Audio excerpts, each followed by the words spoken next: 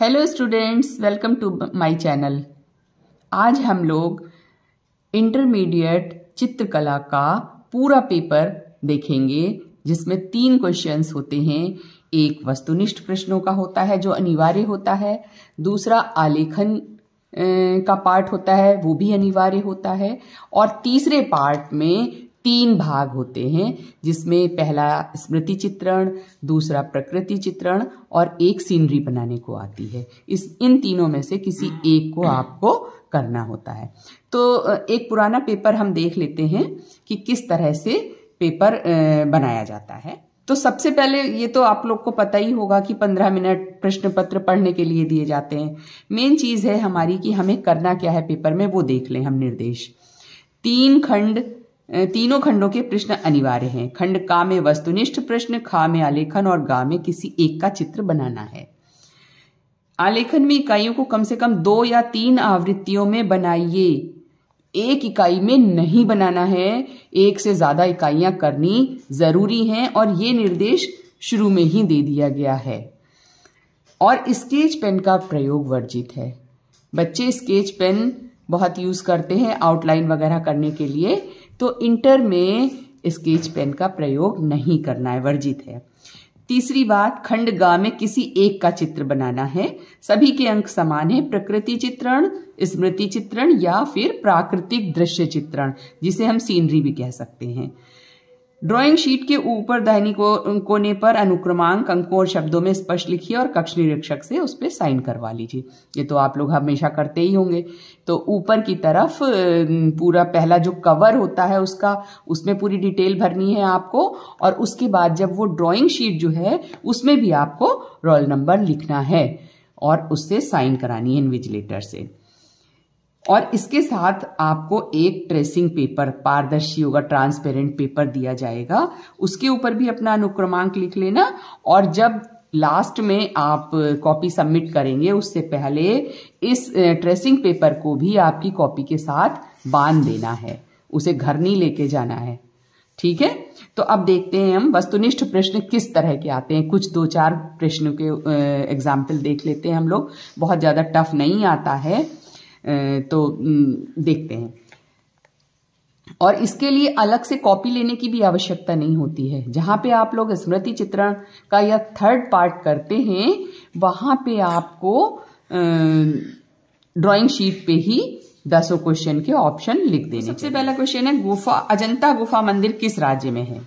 अजंता की गुफाएं सबने सुनी होंगी, तो आपको पता भी होगा ये महाराष्ट्र में है। भारतीय चित्रकला में मानव आकृति का आदर्श प्रमाण क्या है? तो जो हमारी फिगर बनती है, मानव आकृति बनती है, उसका पूरा कितना अंगुल रखा जाता है? तो हमको पता है ये 108 अंगुल का रखा जाता है मानव फिगर जो। लेकिन ये क्वेश्चंस अब शायद नहीं पूछे जाते हैं, क्योंकि मानव चित्रण नहीं है कोर्स में। खजुराहो का विख्यात मंदिर किस प्रांत में है? ये भी आप लोगों ने पढ़ा होगा खजुराहो के बारे में। खजुराहो की गुफा है, तो वो एमपी में है, मध्य प्रदेश में है। ऐसे ही ठंडा रंग कौन सा होता है, गर्म रंग कौन सा होता है, ये भी आपको पता होगा। लाल पीले और इससे मिलते जुलते जो रंग होते हैं वो गर्म रंग की श्रेणी में आते हैं, और नीले और हरे से मिलते जुलते जितने रंग होते हैं वो ठंडे रंग में आते हैं। तो इसमें ऑप्शन नीला दिया हुआ है, तो नीला रंग ठंडा हुआ। तैल चित्रण में किस तेल का प्रयोग होता है? ऑयल पेंटिंग जो होती है, तो उसमें हम लोग तारपीन के तेल का प्रयोग करते हैं। फिर भारतीय चित्रकला में संत चित्रकार किसे कहा जाता है? 4-5 नाम दिए हुए हैं, तो राजा रवि वर्मा याद रखिएगा, उनको संत चित्रकार कहा जाता है। मुख्य रंग कितने होते हैं? हमेशा बताया है हमने, लाल, नीला और पीला मुख्य रंग होते हैं। हरा रंग मुख्य रंग नहीं होता है, क्योंकि वो रंग हम बना सकते हैं नीले रंग से और पीले रंग को मिक्स करने से। ठीक है, तो ध्यान रखिएगा, मुख्य रंग, प्रमुख रंग, मूल रंग, कुछ भी पूछा जाए कितने होते हैं, वो 3 होते हैं। आलेखन में ज्यामिति का प्रयोग क्यों होता है? भाई आलेखन में ज्यामिति का प्रयोग तो सबसे पहले हम इसलिए करते हैं कि एक आकार देते हैं ना अपने आलेखन को। वर्ग में बनाना है या आयत में बनाना है, वृत्त में बनाना है, अर्धवृत्त में बनाना है, तो अपने आलेखन को एक निश्चित आकार देने के लिए हम ज्यामिति का प्रयोग करते हैं। कौन सा आकार आलेखन के लिए उपयुक्त नहीं है? तो इसमें कई वर्ग, आयत, वृत्त, कोण सब दिए हुए हैं। तो आयत में हम बनाते हैं, वर्ग में बनाते हैं, वृत्त में भी बनाते हैं। कोण जो होता है, कोण सिर्फ इस तरह का होता है, तो इसमें हम कोई डिजाइन नहीं बनाते हैं, इसलिए इसका आंसर हो गया कोण। फिर राजस्थानी चित्रकला के उद्भव और विकास में किस शैली की भूमिका है? तो मेवाड़ चित्र शैली की भूमिका है। इसी तरह के रंगों से संबंधित, रेखाओं से संबंधित बहुत सारे प्रश्न आएंगे या चित्रकारों से संबंधित, वो हम पहले भी बता चुके हैं आप लोगों को, तो आप लोग इसको रिवाइज कर लीजिएगा और इसका एक एक ऑप्शन आपको लिखना है। दूसरा हमारा खंड ख होगा आलेखन का। ये प्रश्न भी अनिवार्य है, सभी को करना है, इसमें कोई ऑप्शन नहीं है। तो जैसे हमने पहले भी बताया था, थोड़ा बड़े साइज का आकार बनाने को दिया जाता है। जैसे इसमें दिया गया है 28 सेंटीमीटर इंटू 18 सेंटीमीटर, 28 सेंटीमीटर लंबा और 18 सेंटीमीटर चौड़ा एक डिजाइन बनानी है तुम्हें।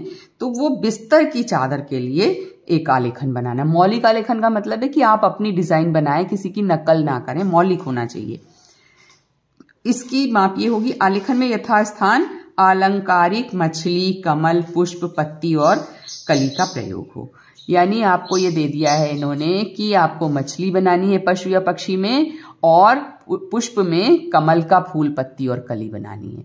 एक बात ध्यान रखना, कमल का फूल बनाना है तो कमल की ही पत्तियां बनाना, ऐसा ना हो कि कमल का फूल बनाया है और पत्तियां दूसरी हो। ठीक है।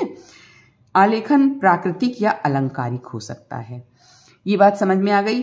इसमें कहीं भी आवृत्ति वर्ण नहीं आया। अब आगे देखते हैं। आलेखन को सुंदर भागों में विभाजित करते हुए ही इसे आरंभ करें।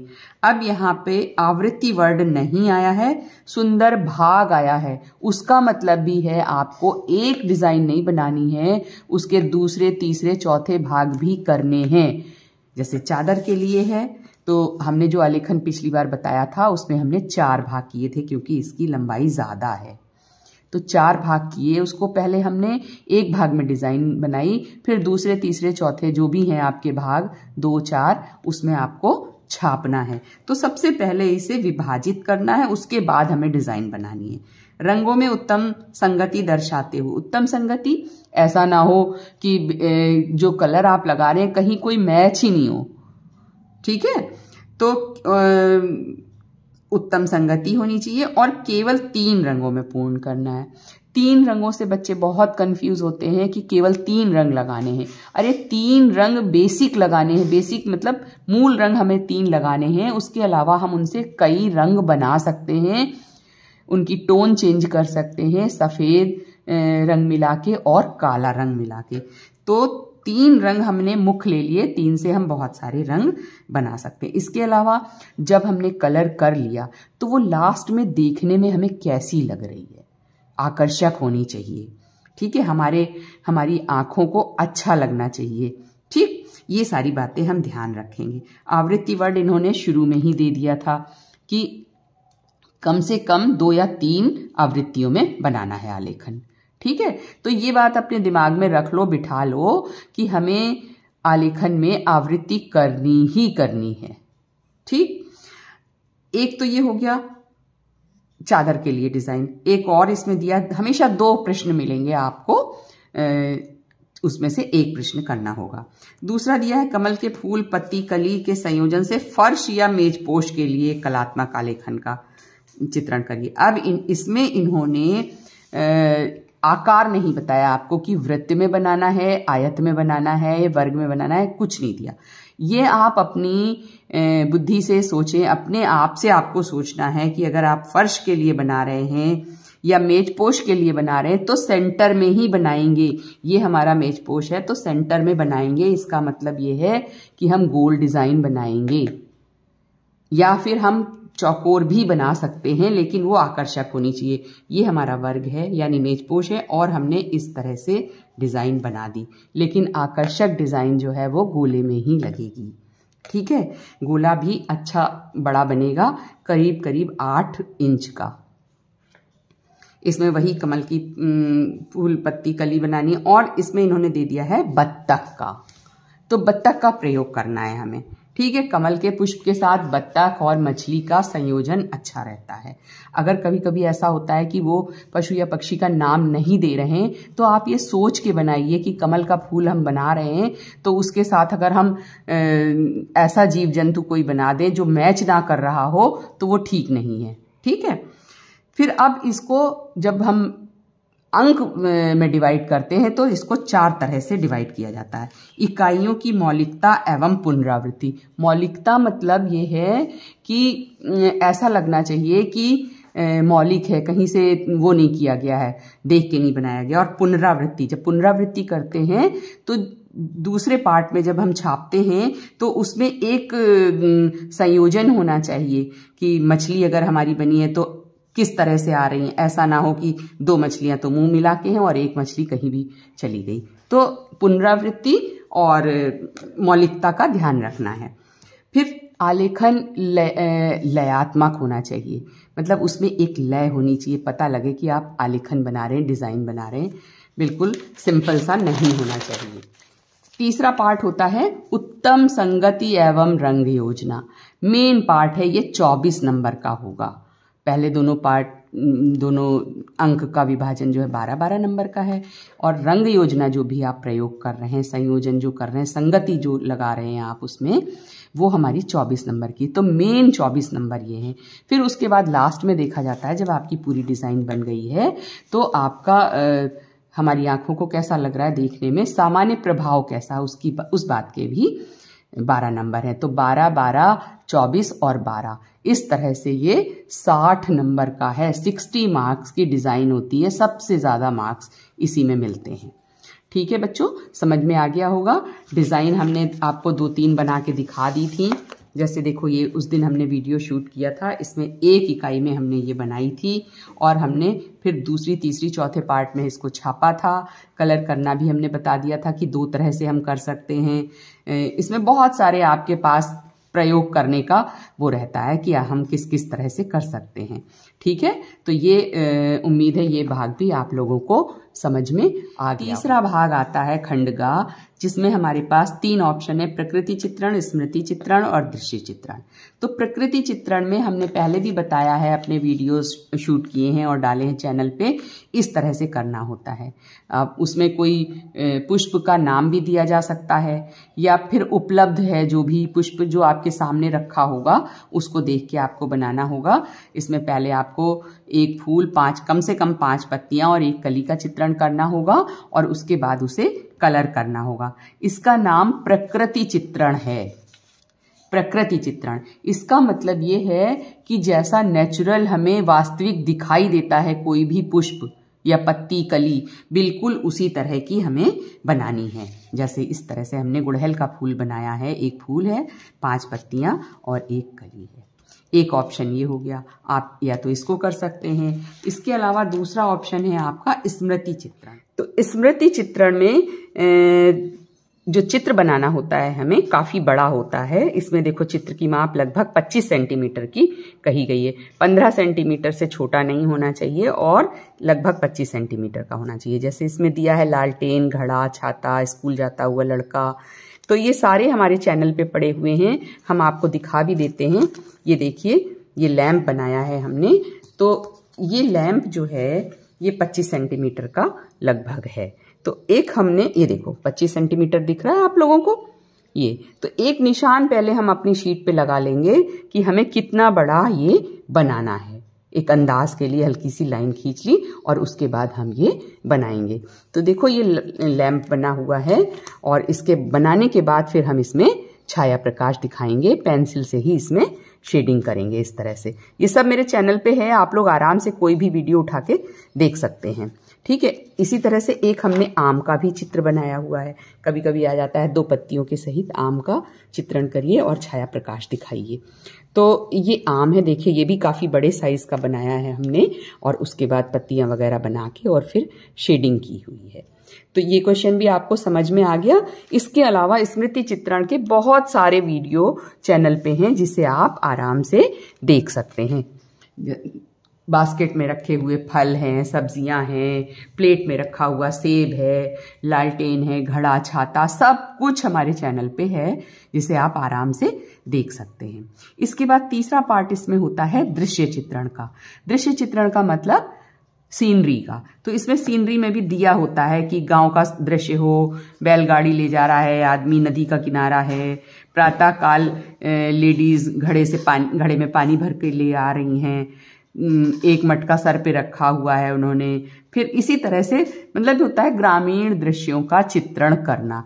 तो ये काफ़ी कठिन पड़ जाता है कि पहले आप पूरा स्केच करें और फिर उसके बाद कलर करें, क्योंकि बच्चों को आलेखन बनाने में ही काफ़ी समय लग जाता है, कलर करने में। उसके बाद इतना समय हमारे पास नहीं होता कि एक सीनरी और बनाएं हम, या फिर ये भी पहला इसका भाग जो है प्रकृति चित्रण का, ये भी थोड़ा सा कठिन पड़ जाता है कि पहले पूरा पुष्प, पत्ती और कली आप बनाएं, उसके बाद उसको कलर करें। तो 2 क्वेश्चन कलर करने वाले थोड़े से मुश्किल हो जाते हैं। इसलिए हम हमेशा बच्चों से ये कहते हैं कि आप आलेखन बनाइए, पहला क्वेश्चन करिए और उसके बाद स्मृति चित्रण वाला क्वेश्चन आप करें। उतने ही मार्क्स का ये भी है, उतने ही मार्क्स का ये भी है और उतने ही मार्क्स का ये भी है। तो आप पेंसिल से बनाएं, उसमें हल्की शेडिंग भी अगर कर देते हैं आप, तो आपको अच्छे खासे नंबर मिल जाते हैं। इस बात का ध्यान रखना चाहिए। और प्रकृति चित्रण और दृश्य चित्रण में क्या है कि अगर प्रॉपर कलर आपका नहीं हुआ है तो मार्क्स आपके कट जाएंगे। तो मेरा कहना ये है, वस्तुनिष्ठ प्रश्न करिए, आलेखन वाला करिए और उसके बाद स्मृति चित्रण का पार्ट करिए। और दूसरी बात, अगर आपके विद्यालय में सिखाया गया है आप प्रकृति चित्रण या दृश्य चित्रण बहुत जल्दी और आसानी से कर सकते हैं, तो कभी भी ऐसा ना करिएगा कि आपके बगल वाला बच्चा वो दूसरे स्कूल का है, वो कोई दूसरा क्वेश्चन अटेम्प्ट कर रहा है और आप उसको देख के वो क्वेश्चन करने लगें। ये बिल्कुल मत करिएगा, क्योंकि साल भर 2 साल आपने जिस चीज़ की प्रैक्टिस की है आपको उसी में कॉन्फिडेंस होगा और उसमें ही नंबर अच्छे मिलेंगे आपको। ठीक है, तो इसमें भी ये जो चित्र बनाएंगे आप, इसका पूरा 30 नंबर का है। ये आपको 30 नंबर आसानी से मिल सकते हैं। तो पूरा पेपर आपको समझ में आया होगा। पहला क्वेश्चन वस्तुनिष्ठ है, इसमें टिक लगाना है, एक एक वर्ड का आंसर लिखना है। पूरा क्वेश्चन लिखने की ज़रूरत नहीं है, विकल्प सारे उतारने की ज़रूरत बिल्कुल नहीं है। आप क्वेश्चन नंबर डालिए और सिर्फ आंसर लिखिए अपना एक वर्ड में। फिर आलेखन बनाइए और इन क्वेश्चंस को अटेम्प्ट करने की जगह आप अपने आलेखन को पूरा करने की कोशिश करिए। ठीक है, कि आलेखन में आपने जितनी आवृत्तियां बनाई हैं वो आवृत्तियां आपकी पूरी हो पाएं। ठीक है, तो बच्चों आपको समझ में आ गया होगा। बहुत अच्छी तरह से ध्यान से पेपर करिएगा। और इस बार इंटर का चित्रकला का पेपर शाम को होगा, यानी 2 बजे से स्टार्ट होगा। ध्यान रखिएगा, पिछले साल कुछ बच्चों ने सुबह की मीटिंग में चित्रकला का एग्जाम था छोड़ दिया था। वो सोच रहे थे कि जब सारे पेपर इंटर के हमारे शाम को हो रहे हैं तो हमारा ड्राइंग का पेपर भी शाम को होगा। समय का ध्यान नहीं रखा उन्होंने। तो हम आपको चैनल पे बता देते हैं कि इस बार आपका शाम की मीटिंग में है ड्राइंग का पेपर। ध्यान रखिएगा, समय से विद्यालय पहुंचिएगा, अपनी सारी चीज़ें ले जाइएगा, कॉटन ले लीजिएगा, कपड़ा ले लीजिएगा, पैलेट, कलर और पानी रखने के लिए कंटेनर, और पानी रखने के लिए एक अलग कंटेनर हो और थोड़ा थोड़ा पानी निकाल के आप उसको यूज़ करें। मेरी शुभकामनाएं आप लोगों के साथ हैं। खूब अच्छा सा एग्ज़ाम करिए और अच्छे अच्छे मार्क्स लेके आइए और मुझे खुश करिए। अगर आपने मेरे चैनल को लाइक नहीं किया है, शेयर नहीं किया है, तो प्लीज़ लाइक करो, अपने फ्रेंड सर्कल में सब जगह शेयर करो और सब्सक्राइब करना बिल्कुल मत भूलना। Thank you for watching.